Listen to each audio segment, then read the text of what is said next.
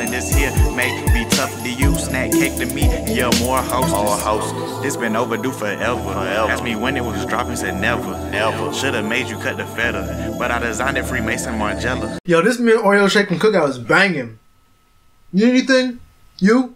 Y'all need for hey, hush puppies? Quesadilla? Hey, more for me. What's good, Shellitronnn here, the most folk, no joking. I'm back at it again with a brand new video, and won't bluff. It happened again today, man. There's two big stories of the day, just like yesterday. And, man, this time they're both negative. This time there actually is a little bit of a silver lining to one of the stories, but there's a very, very dark lining to the first story because the inside of the story is also dark. It's a big, I don't even know how do I even begin this, man? Hold up. Now, if you haven't heard the story already, Ross Cockrell and Torrey Smith had a little bit of contact in the end zone after a touchdown catch. Torrey was on the ground, and Ross Cockrell was coming in the end zone, still running. Legs got locked up, and basically what happened is, I can just get a quote real quick from Jordan Rodriguez. She says, could actually hear a bone crack and scream from Cockrell. Players reacting in horror, awful, wishing him the best. Joe Person said, Cockrell was yelling, "My leg is broke." Collided with Torrey Smith, who was on the ground while running in the end zone. This is borderline terrible news. Now, if you're a Panthers football fan, you know the two biggest worries going into this year. Did I say worries? Did I say that weird again? Who knows? But the two biggest worries going into this season were O-line and the secondary. Now, how do we lose our number one right tackle and a guy who was vying for the number one, maybe number two, if Kevin Seymour doesn't get his act together, you know, but I'm thinking he's probably going for the number one spot. How do we lose our number one cornerback this year in training camp? This is not a good, I don't want to use those three little words, but I'm going to have to use those three little words that I think just about every single Panthers fan hates to hear. Even year curse. I'm sorry, I said it. Am I speaking into existence right now? I mean, this is after the fact. And if you'll remember, we signed Ross Cockrell because of the whole Rashaan Gaulden situation where he had an infection in his foot. Maybe didn't disclose it to the team and to the medical staff. We had to release him and renege on our negotiations for the contract we gave him.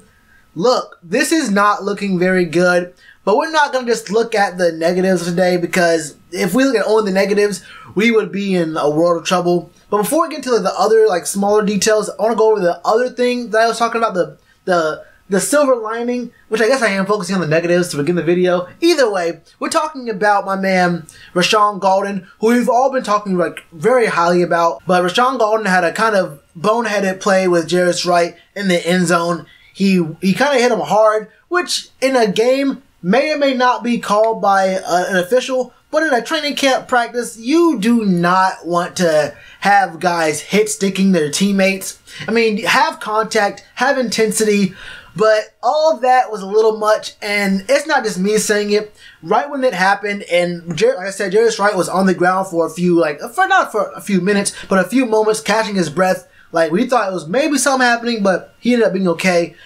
The offensive players were like, look, you can't do that. He got a talking to from Eric Washington, from Ron Rivera, a talking to from Mike Adams. Look, everyone was on Gaulden's case. But a little bit from me as an aside, remember who Gaulden was coming into this year? He was known as a guy who's kind of edgy, has that fire, has that intensity. So, on one hand, don't do that to Jairus Wright, please.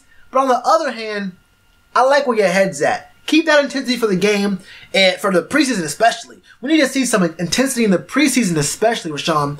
So I like that on one hand, but on the other hand, let's use our heads and not be too crazy in the team practices. Now for the other stories, there were some of the vet guys who didn't practice today. The biggest names being Greg Olsen, Thomas Davis Sr., and Ryan Khalil. Again, but the biggest story from those three is Greg Olsen, and with Greg Olsen out, we get to see a lot more of Ian Thomas and Cam Serene. Am I saying that right? I'm not sure, which is even more important because with Chris Manhertz out, we really need to see what our younger guys can do for the team. And you guys know we just signed Cam was it just 2 days ago or something like that? Or not too, it was a very recent signing. I didn't do a video on it, but just so you guys know, we do have him. He was a guy that I guess people did mock to us in the 7th round.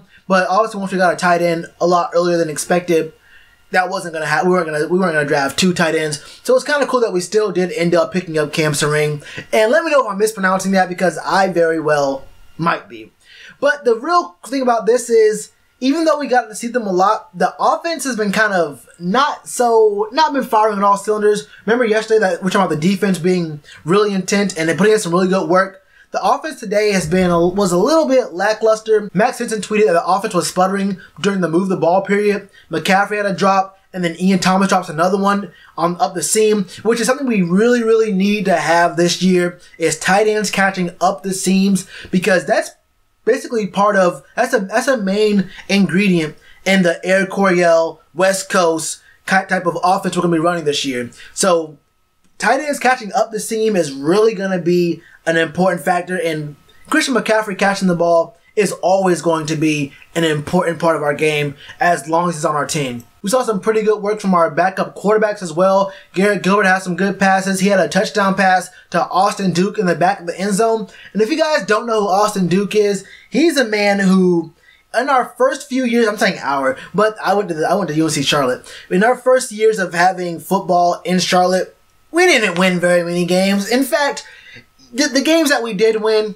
come on, we weren't really playing comp. But Austin Duke was easily the name. If you don't know, if you were just only like tangentially aware of Charlotte football, you probably remember one name, and it's Austin Duke. Austin Duke was a force for UNC Charlotte, and he was on the practice squad last year for the Panthers. So I really like to see him still here, still working, and hopefully working his way up to the roster. Maybe not this year, barring what I really don't want to use that word again, but maybe up till next year, he might get a much better chance to make the roster, because Austin Duke is actually a really talented guy at receiver, and I hope he gets a chance, even if it is with the Panthers, which I hope it is. I would rather play with the Panthers, but I do want to see him get a chance to play real NFL football minutes, starting, even if he's not starting, even if he's like a number 4, number 3 guy. I would like to see Austin Duke on the NFL field, because he actually has some really good talent. And just one more thing about our backup quarterback, something that was observed in the camp observations report that was written by Brian Strickland. Shout out to Brian Strickland. I don't know why I'm shouting him out, but this was a one big paragraph here that really got to me, was Ron Rivera talking about the difference between Hinkie and Garrett Gilbert. He said that Hinkie is more like a gunslinger kind of guy. He can be a little overconfident, trying to stick the ball in a tough position in comparison when you look at Garrett. He said that Garrett Gilbert is a little bit more cerebral and tends to make the smarter, safer play, and looks for what the defense gives him rather than, be an actual gunslinger and say, you know what, I'm a Brett Favre this. I'm gonna do the little wanted thing with Angelina Jolie and curve the bullet into this hole right here and see if we can get the job done. So I like that we have Cam Newton, who's a dual threat quarterback. We have Hinkie, who's a gunslinger, risk it all, high risk, high reward kind of guy. And then we have Garrett Gilbert, who is a cerebral, let the game slow down, let the game come to me. If you leave him open, I'm hitting him right there. If you want to pick him up next time, someone else is going to be open, maybe on that post. I'm going to read what you're doing, and I'm going to react. So I like that we have 3 different types of gameplay quarterbacks, because I don't know if it really like helps us in the long run, but I think it keeps us on our toes, and maybe each player can learn a little something and add to their game from someone else. I think there are things that Cam could probably learn from these 2 younger guys, even though he's obviously much, much better. But I think that the other 2 guys can learn from Cam, and I think when you have 3 different philosophies of gameplay from your 3 guys in the same position, I think they can all talk and learn a little bit something and watch each other like, okay, so I see what Garrett Gilbert did there. Let me just go ahead and try it real quick and see what works, what doesn't work. And if it works for me, cool. If it doesn't work, I'm doing my own thing and we can just keep it moving. You have your strings, I have mine. But it's good to see that we have guys who have completely different philosophies and ways that they see and play the quarterback position. But like I said, today was good production, but a very, very dark lining of this.